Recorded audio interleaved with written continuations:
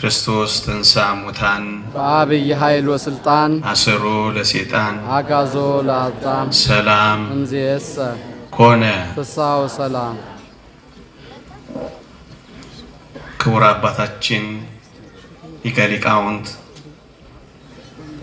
ቆሞስ አባ ጡመ ልሳን የገዳማችን አስተዳዳሪ፣ ክቡር አባታችን መጋቤ ሐዲስ አባ ገብረ ኪዳን አባ ገብረ ማርያም የገዳማችን የስብከተ ወንጌል ኃላፊ፣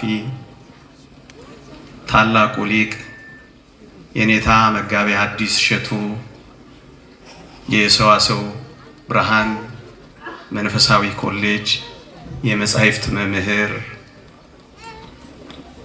ክቡራን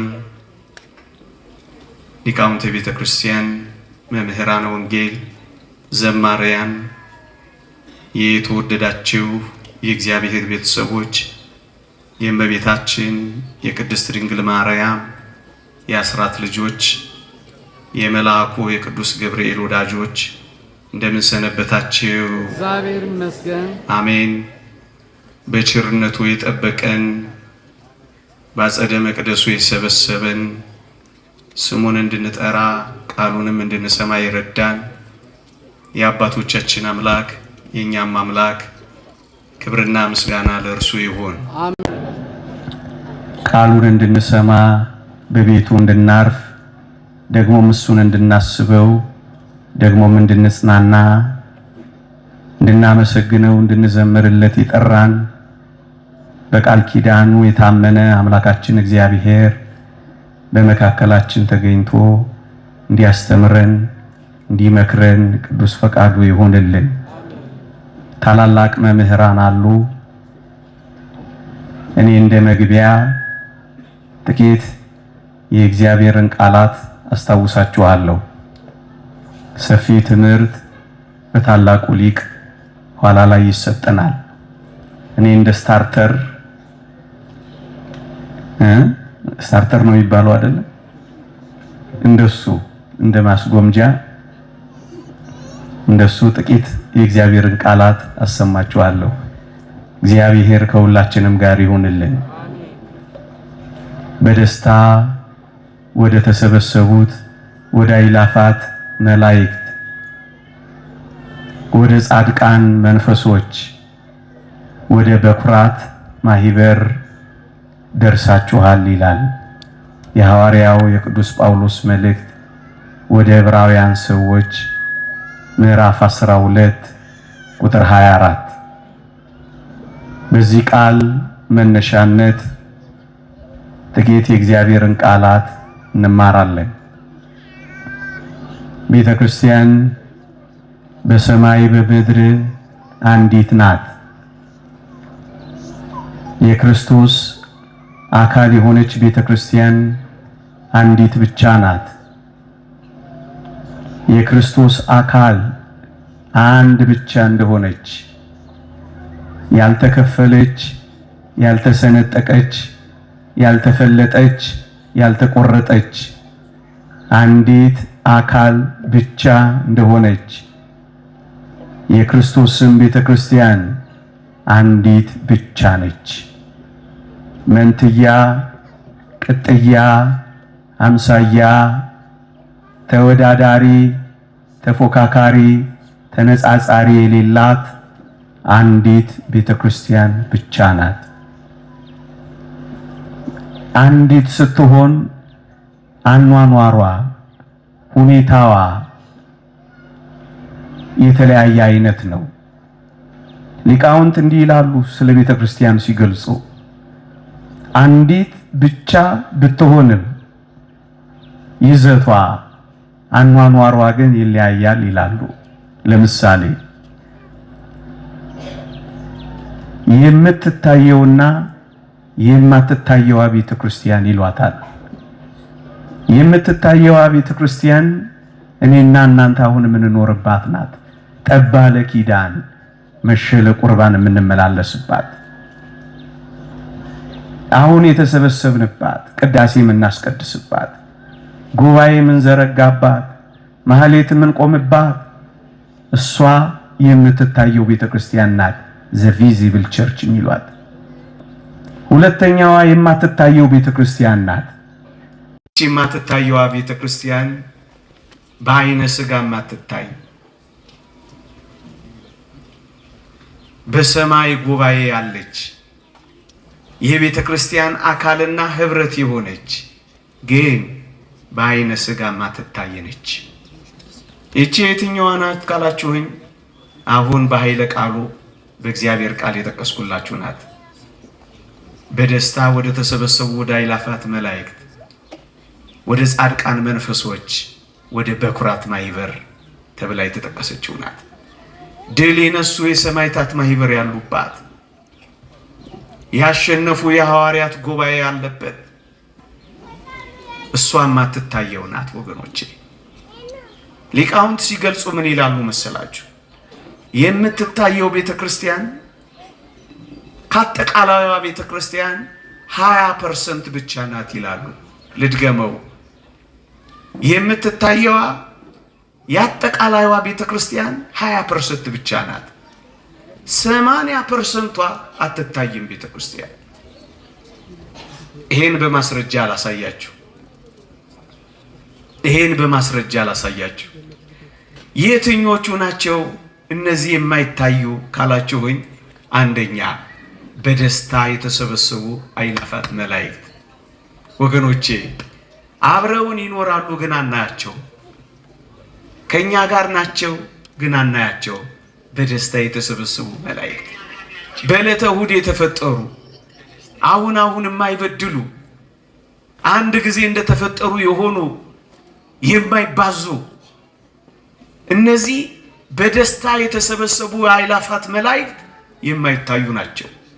አንድ ሁለተኛ በአጸደ ነፍስ በገነት ያሉ ቅዱሳን ጻድቃን ንጹሃን እግዚአብሔር ያሳያችሁ ከፍጥረት መጀመሪያ ጀምሮ እስካሁኗ ቅጽበት የተጨመሩ እጅግ በርካታ የሆኑ እነዚህ በአጸደ ገነት ያሉ የማይታዩ ናቸው።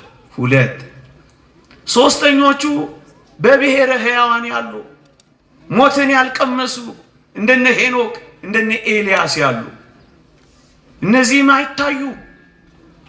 አራተኞቹ በብሔረ ብፁዓን ያሉ ከወንጌላውያን እንደነ ቅዱስ ማቴዎስ ከባህታውያን እንደነ አባ ዞሲማስ ያሉ ያዩአቸው ሺህ ዓመት ሲሞላቸው የሚታደሱ ኃጢአት ያልሰሩ በብሔረ ብፁዓን የሚኖሩ እጅግ በርካታ ቅዱሳን አሉ ግን የማይታዩ።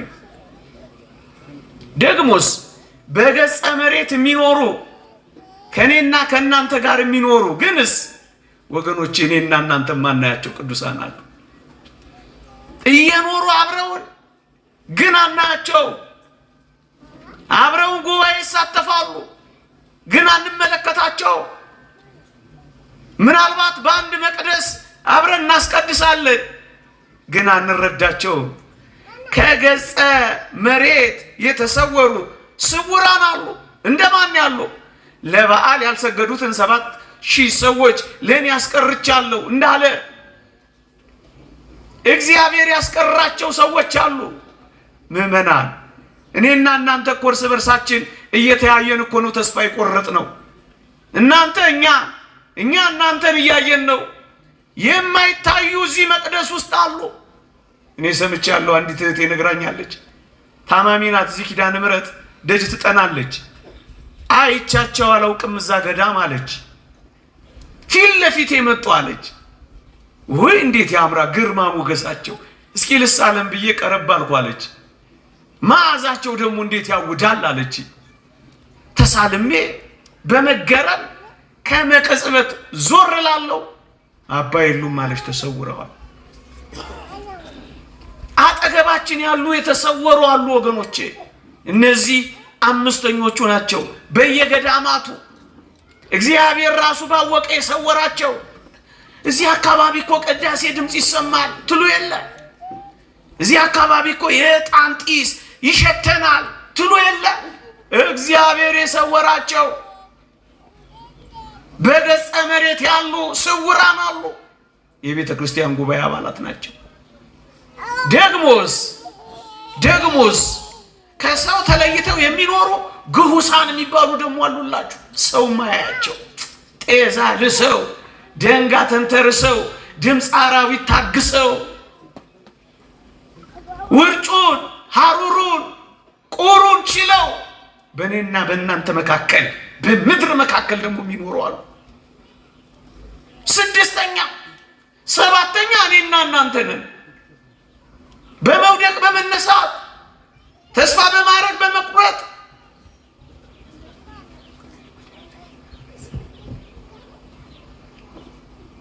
በመበርታት በመድከም የምንኖር እኔና እናንተ ደግሞ አለን።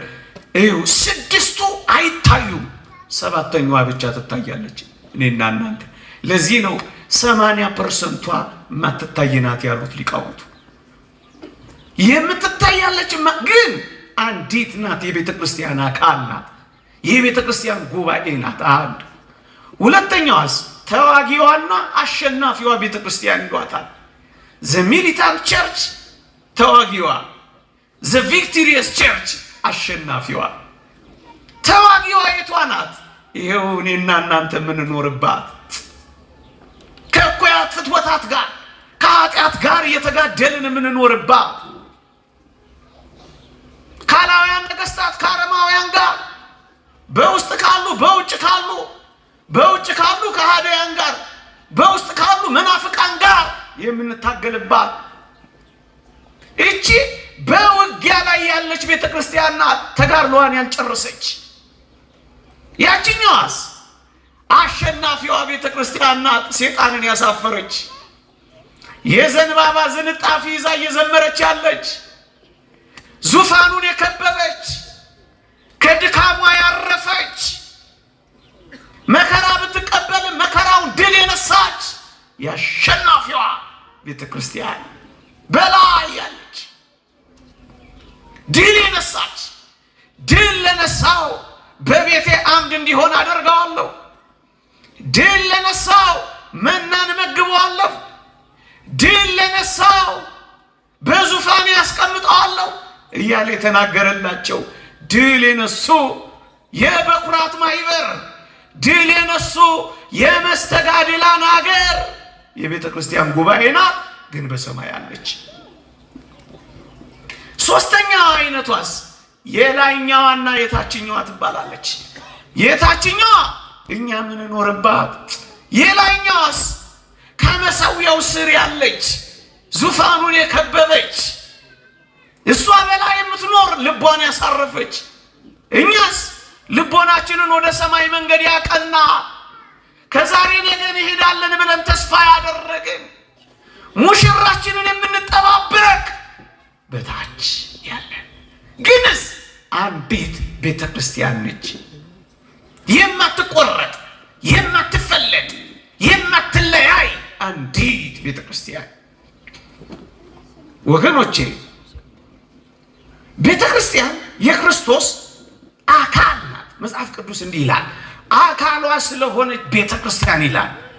ጉባኤ፣ ይሄ ጉባኤያችን አሁን የዘረዘርኩላችሁ ሰባቱ የቤተ ክርስቲያን ጉባኤ የክርስቶስ አካል ትባላለች። አካለ ክርስቶስ ትባላለች።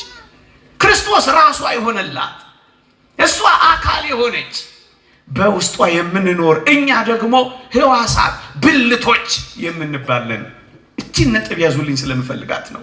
እስኪ ልጠይቃችሁ፣ ቤተ ክርስቲያን አካል ከሆነች በውስጧ የምንኖር ሕዋሳትና ብልቶች ከሆን ምእመናን በእኔና በእናንተ አካል ውስጥ ያሉ ሕዋሳት በአንድ ላይ ነው የሚሰሩት ወይስ ተለያይተው ነው የሚሰሩት? እስኪ ንገሩኝ። በአንድ ላይ ወይስ ተለያይተው? በአንድ ላይ አይደል እንደሚሰሩት?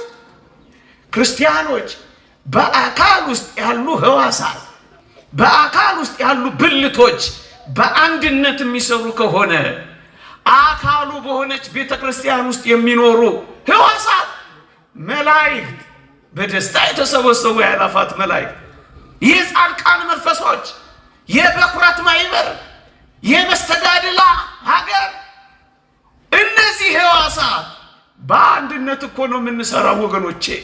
እደግመዋለሁ፣ በአንድ አካል ላይ ያሉ ሕዋሳት በአንድ ላይ የሚሰሩ ከሆነ ቤተ ክርስቲያን ውስጥ የሚኖሩ በሰማይ ይኖሩ በምድር አሸናፊ የሆኑ ተዋጊ በላይ ይኖሩ በታች አንድ ላይ ነው የምንሰራው፣ አንድ ላይ ነው የምንኖረው። ሕዋሳት ተለያይተው የማይሰሩ ከሆነ ምዕመናን በቤተ ክርስቲያን ያለን አሁን የጠቀስኩላችሁ በሙሉ በአንድነት ነው የምንሰራው፣ አንድ ላይ ነው። ለዚህ ነው በደስታ ወደ ተሰበሰቡ ወደ አእላፋት መላእክት ደርሳችኋል። ከመላእክት አገር ከመላእክት ሕይወት እየገባን እኮ ነው ምዕመናን። ለዚህ እኮ ነው ስብሐት ለእግዚአብሔር በሰማያት ወሰላም በምድር ስምረቱ ለሰብ አብረን በቤተልሔም የዘመርነው አብረን መሆን እኮ ስለጀመርን ነው። አብረውን አሉ አብረን ወደ ጻድቃን መንፈሶች ደርሳችኋል። አብረንን ምዕመናን።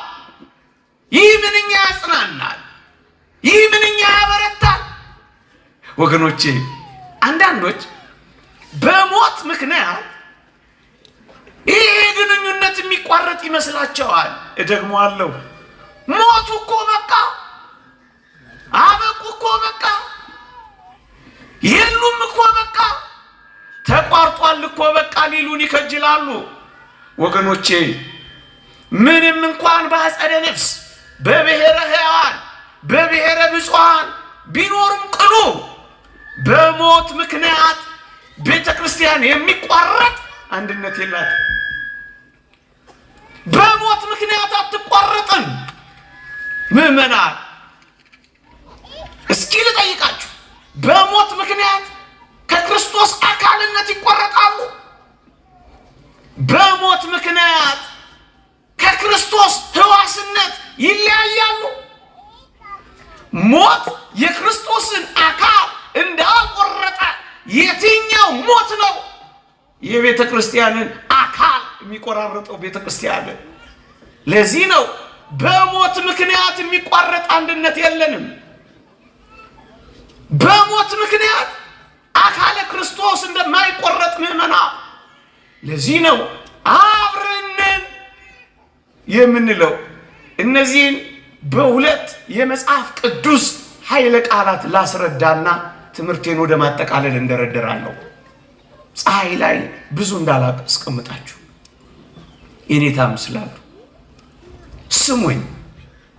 አብረን መሆናችን፣ አንድ ላይ መሆናችን፣ አንድ ላይ መስራታችን በሞት ምክንያት የሚቋረጥ ሕይወት እንደሌለን ለማስረዳት እነዚህን ጥቂት ነጥቦች ይዋቸው። የመጀመሪያው የእግዚአብሔር ቃል እንዲህ ይላል፣ በአንድ ኃጥእ ንስሐ መግባት በሰማይ ታላቅ ደስታ ይሆናል ይላል ጌታችን። በሞቴ ስሙኝ፣ በአንድ ኃጥእ ንስሐ መግባት በሰማይ ደስታ ይሆናል ይላል። ወገኖቼ አንድ ኃጥእ ንስሐ የሚገባው እኮ በምድር ነው እንጂ በሰማይ አይደለም። እውነት አስብ። በምድር በሚገባው ኃጢአተኛ ምክንያት ንስሐ በሚገባው ኃጢአተኛ ምክንያት በሰማይ ያለችው ጉባኤ ትዘምራለች። እየሰማችሁኝ ነው? ታውቃለች አታውቅም? ታውቃለች። ለዚህ እኮ ነው የምትዘምረው። አንተና እኔ ንስሐ ስንገባ ታውቃለች። ለዚህ እኮ ነው እልል የምትለው። የላይኛ በእኛ መመለሳችን እልል ትላለች። የላይኛ በእኛ መጸጸታችን ትደሰታለች። በአንድ ኃጥእ ንስሐ መግባት በላይ በሰማይ ጉባኤ ደስታ ይሆናል። ለምንድን ነው ደስ ያላቸው? አብረው ስላሉ፣ የቤተ ክርስቲያን ጉባኤና አባላት ስለሆኑ፣ አብረው ስላሉ። ምዕመናን እኛ በአጸደ ሥጋ እነሱ በአጸደ ነፍስ ናቸው እንጂ አብረን ደርሳችኋል የሚለው ይህንን ነው። እነሱ የጨረሱና ያገኙ ናቸው። እኛ መንገድ ላይ ነን እንጂ አብረን። እኛ በእምነት እንመላለሳለን፣ እነሱ በማየት እየኖሩ ነው እንጂስ አብረን። እነሱ ተስፋቸውን ያገኙ፣ እኛስ በተስፋው የምንኖር ነን። ለዚህ ነው እኮ ደርሳችኋል የሚለን። ምዕመናን ወደ ክርስቶስ ስንደርስ ተጠምቀን፣ ወደ ክርስቶስ ስንደርስ ቆርበን፣ ወደ ክርስቶስ ስንደርስ አምነን ወደዚህ ጉባኤ አብረን ነው የምንደርሰው። ስለሚያዩ እኮ ነው ደስ ያላቸው፣ ስለሚያውቁ እኮ ነው የዘመሩት። አንድ ሁለተኛ ላስረዳችሁ። በሞቴ በሰማይ ያለችው በእኔና በእናንተ ንስሐችን ደስ ይላታል አለ። አብረን ስለሆነ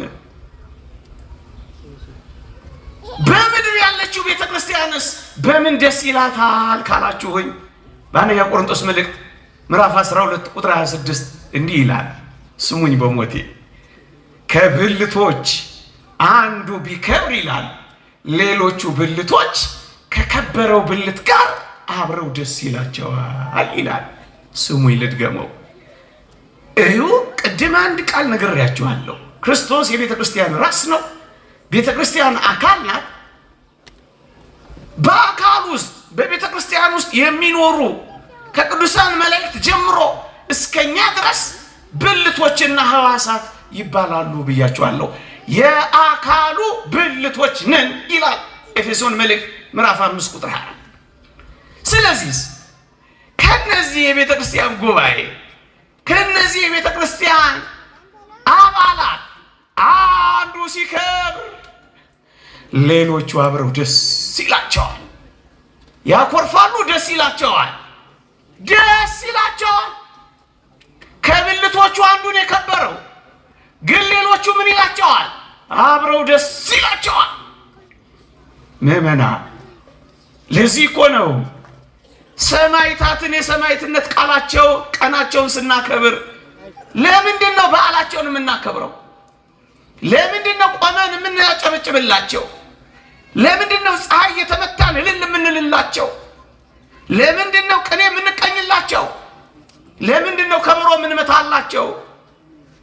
የኔና የእናንተ ወንድሞቻችን ናቸው። ከብልቶቹ አንዱ ከብሯላ።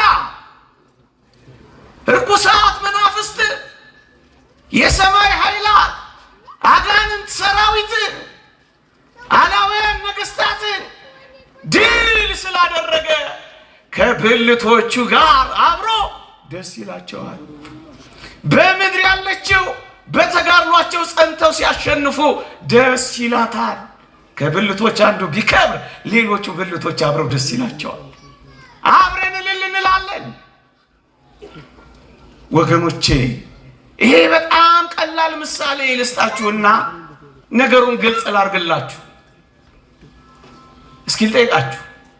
ኃይሌ ገብረስላሴ ከ27 ከ28 ጊዜ በላይ ሪከርድ ሰብሯል። በሞቴ ኃይሌ ሲያሸንፍ እኛ አብረን አላሸነፍንም? አሸንፈናል። ኃይሌ ሲያለቅስ አላለቀስንም? አንብተናል። ኃይሌ ወኋላ ሲቀር ልባችን ወደ ኋላ አልቀረም፣ ቀርቷል። ኃይሌ ብቻ ሳይሆን ኃይሌ ኢትዮጵያና ኢትዮጵያውያን ስለሆነ ሲታመም ታመናል፣ ሲያነባ አንብተናል፣ ሸብረክ ሲል ወድቀናል። ለምን? አብረን ሮጠናል።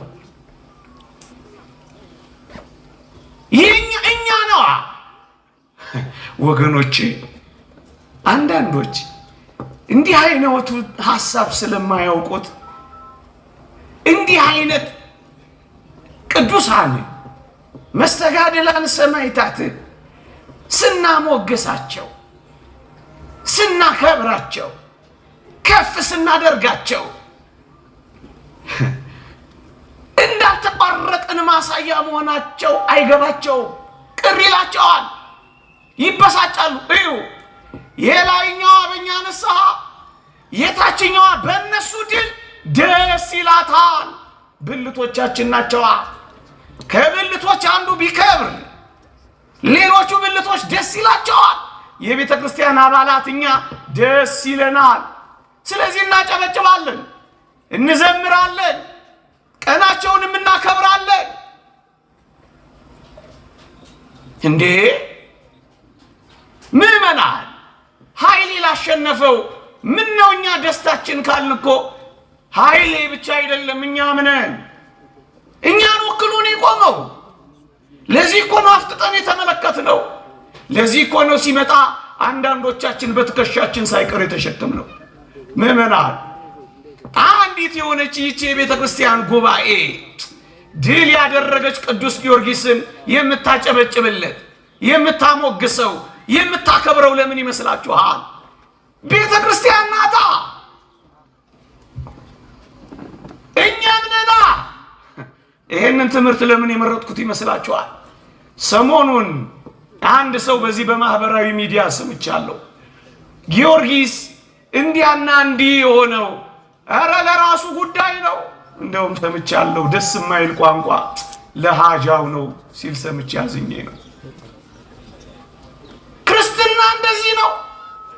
የሮጠው ኃይሌ ኢትዮጵያ ከነበረ የተጋደለው ጊዮርጊስ ቤተ ክርስቲያን አይደለች። ብልቶች ሁሉ ከከበረው ብልት ጋር ደስ ሊላቸው አይገባም። ይሄ ምን ያስቆርፋል? ይሄ ምን ያበሳጫል? ይሄ የራሱ ጉዳይ ያስብላል። ምእመናን ክርስትናን አያውቋት፣ ቤተ ክርስቲያንን አልተረዷትም። እስኪ እንኳን አይደለም ፍጽምት በሆነችው በአዲስ ኪዳን ስለ አብርሃም ላንሳላችሁ።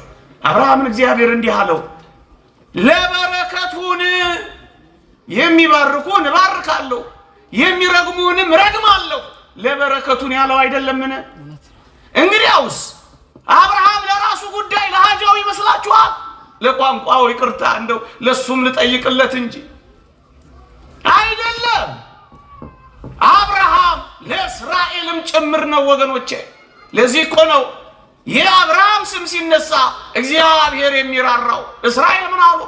አብርሃምን አስበው፣ ይስሐቅን አስበው፣ ያዕቆብንም አስበው ሲሉት እግዚአብሔርም ሊያደርገው ስላለው ጥፋት ራራ ይላል። አብርሃም ለእስራኤል ለራሱ ጉዳይ ነው አይደለም፣ ለበረከቱ ነው ያለው። ዮሴፍ የእግዚአብሔር መሆኑ ለራሱ ብቻ ይመስላል አይደለም።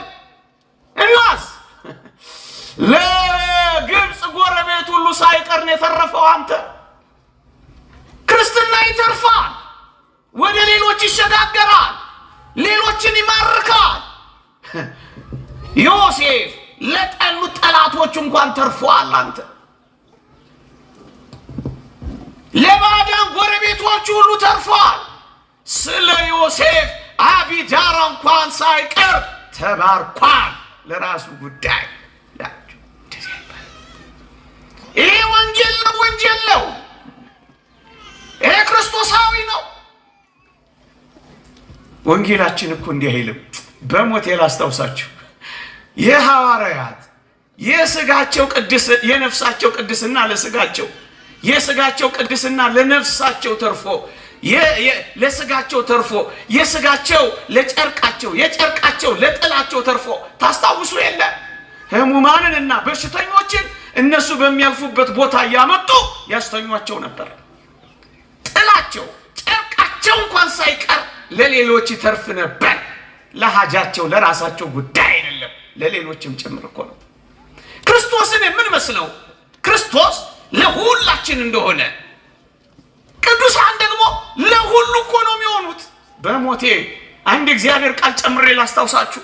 ነብይን በነብይ ስም የተቀበለ የነብዩን ዋጋ ይወስዳል፣ ጻድቁን በጻድቅ ስም የተቀበለ የጻድቁን ዋጋ ይወስዳል አይልምን? እንደ መነኮሳት ተጋህ ሌሊት እንደ ባሕታውያን መንኖ ጥሪት ለሌለ ለኛ በትራስና በደንገል ለምናንኮራፋ ለምናንቀላፋ ለኛ ጻድቁንና ነብዩን ስንቀበል የጻድቁንና የነብዩን ዋጋ ይወስዳል ነው የሚለው። ዋጋ ይወስዳል ለኛም ጭምር ነው። እግዚአብሔር ፍቅር እኮ ስለሆነ ነው የሚመራ። እውነት እውነት እላችኋለሁ ዋጋው አይጠፋበትም። ይሄ ወንጌል ምንድነው? ዋጋው አይጠፋበትም። ጥልቅ ፍቅር እንደነሱ ባይኖረንም፣ ትጋሃ ሌሊት እንደነሱ ባይኖረንም፣ ጥልቅ ሕይወት እንደነሱ ባንጋደልም፣ ነገር ግን ጥቂት በመንገዳቸው ስለዘከርናቸው ስላገዝናቸው እግዚአብሔር ፍቅር ነው ዋጋቸውን ጥቂት ጥቂት ያካፍለናል። ለራሳቸው ጉዳይ ነው እንዲህ አይነት ምዕመናን ቤተ ክርስቲያን ማለት አሁን ያልኳችሁ ናት። የላይኞቹ በንስሐችን የላይኞቹ በንስሐችን የታችኞቹ በድላቸው አብረን የምንኖር ነን። አብረን ደርሳችኋል እኮ የሚለን ለዚህ ነው። እንደውም አንድ ሊቅ ምን ይላል መሰላችሁ? እንደነዚህ ስላሉ መስተጋድላን ሲናገር እነርሱ ተሰቃዩ፣ እኛ በድላቸው ደስ አለን። እነርሱ ታገሉ፣ እኛ በደስታ ዘለልን። የእነርሱ አክሊል የእኛና የቤተ ክርስቲያን አክሊል ሆነን ይላል። ቤተ ክርስቲያን ይቺ ናት ምዕመናን። ለዚህ እኮ ነው የምንመሰክርላቸው፣ ለዚህ እኮ ነው የምናሞግሳቸው። እንኳን በአዲስ ኪዳን ያሉ አስደናቂ ሰማዕታትን ቀርቶ ወገኖቼ፣ ጻድቁ ኢዮብ እንዲህ ይላል። ምን ይላል? ድሃውንና ችግረኛውን ስለረዳው ፈንታ ይላል መጽሐፈ ኢዮብ ምዕራፍ 29 ቁጥር 11 አንብቡት። ድሃውንና ችግረኛውን ስለረዳው ፈንታ ይላል ያየችኝ ዓይን ሁሉ መሰከረችልኝ፣ የሰማችኝም ጆሮ አሞገሰችኝ ይላል። እንጀራን ቆርሶ ስላበላ ውሃን ቀርቶ ስላረካ ያየችው ዓይን ሁሉ አሞገሰችው፣ መሰከረችለት። ወገኖቼ በረከታቸው ረድኤታቸው ሰናይ ገሪሆሙ ለእለ ይዜኑ ሰናየ ዜና የምስራችን ያወራ ከልዋሪቆን እስከ ደማስቆ የገረገረ የተሽከረከረ የእግራቸው ሸቆና እስኪነቀል ድረስ የተንከራተተ ወንጌልን ያስተማረ እነዚህ የወንጌልን ማዕድ አጠገቡን፣ የእግዚአብሔርን ፍቅር አረኩን። ስለዚህ እናሞግሳቸዋለን፣ ደግሞስ እንመሰክርላቸዋለን። ምክንያት ብልቶቻችን ወንድሞቻችን ናቸው። አንተ ወንድምህን የራሱ ጉዳይ ካልክ ይቅርታ አድርግልኝ ነውረኛ የሆንክ ነው ማለት ነው።